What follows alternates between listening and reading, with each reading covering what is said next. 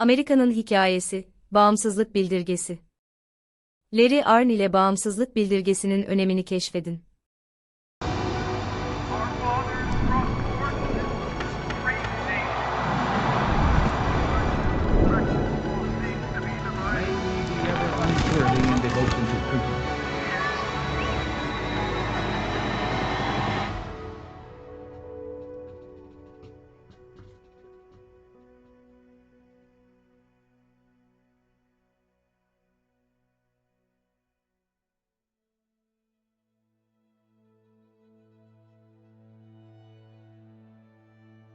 Hello, I'm Arnn, president of Hillsdale College, and I'm honored to welcome you to the Indian Treaty Room in the Eisenhower Executive Office Building, part of the White House complex.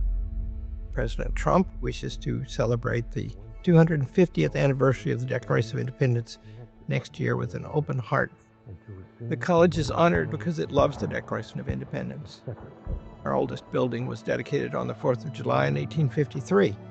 Then the president of the college at that time, who became known to Abraham Lincoln, gave a speech in which he said, "Freedom and learning go together, and ignorance and slavery go together." One of the things we must do to commemorate anything, commemorate just means to remember together. First, we have to know the thing. And we can't remember it very well if we don't know it very well.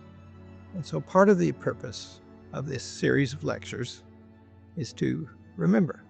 President Trump does this in part, I think. I don't speak for him.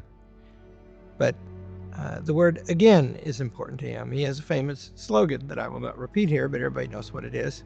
And it ends with the word again. He wants to do something again. Something already been done. He wants to see it happen again. This places him somewhere near the politics of Abraham Lincoln, I think. George Washington did something for the first time, extremely honorable, including the defense of the Declaration of Independence on battlefields.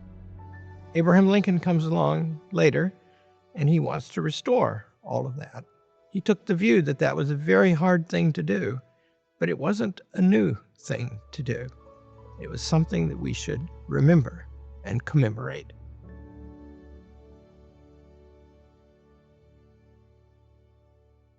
In introducing this series, I want to begin by encouraging you to read the Declaration of Independence. It's just over 1,300 words long. It is one of the most consequential and beautiful political documents in all of history. You should read it again and again. You should memorize the beginning of it. It's very beautiful. It is grand and eternal and eloquent, and it proclaims the rights of us all. It begins universally. When in the course, that means anytime. One people, that means any people. It refers to the laws of nature and of nature's God. Those would be eternal laws, laws that we don't make, laws that are ever and forever.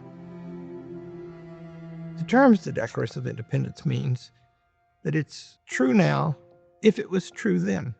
And it means that if it's not true now, it was not true then. It excludes any idea of a change in the fundamental conditions. Absorb that and then go on to the next section. The next section raises some claims against the King of England that justify our revolution. The particular claim is that he has violated his rightful powers by invading the authority of the legislature, which indicates separation of powers would be right, and that he has interfered with representation, our ability to elect our government, which means consent of the governed has been interfered with, and he's interfered with the judicial branch. Separation of powers, consent of the governed, representation.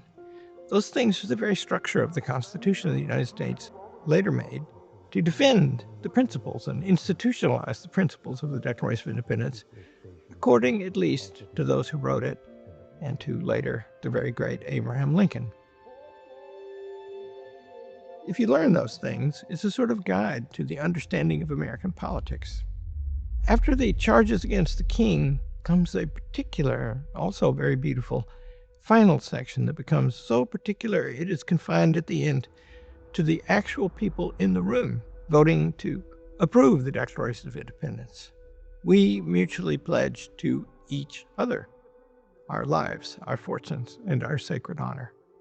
It starts out with all eternity, and it ends up with those people and that room and everything they have pledged to this eternal cause.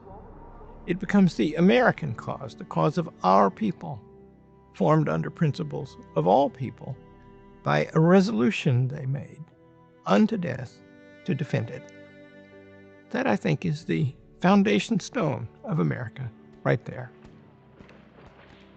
In the course of the American Revolution, in April of 1775, in 2 villages in Massachusetts, a bunch of people, first about 70, then maybe 3,500, were called out to fire the shot heard round the world. Several hundred British regulars were coming down the road to seize an arms depot and, you might say, assert the might of the British Empire. And they gathered to stop them, and they did. They were organized to do that. Somehow it wasn't just individuals rising up. They had already bound together to cooperate. It's a very stirring story. And we have the marvelous Bill Maclay, a colleague of mine, a historian, tremendous teacher. He's one of our best. He's written many books. He fell in love in history a long time ago after a classical education. And I commend one of his books in particular to you. I think the best one-volume history of the United States ever written is called Land of Hope. Listen to him and enjoy and think about your liberties and their structure and the Declaration of Independence. This first lecture is about that shot heard around the world. It was April 19th, 1775, and Bill Maclay will tell us about it.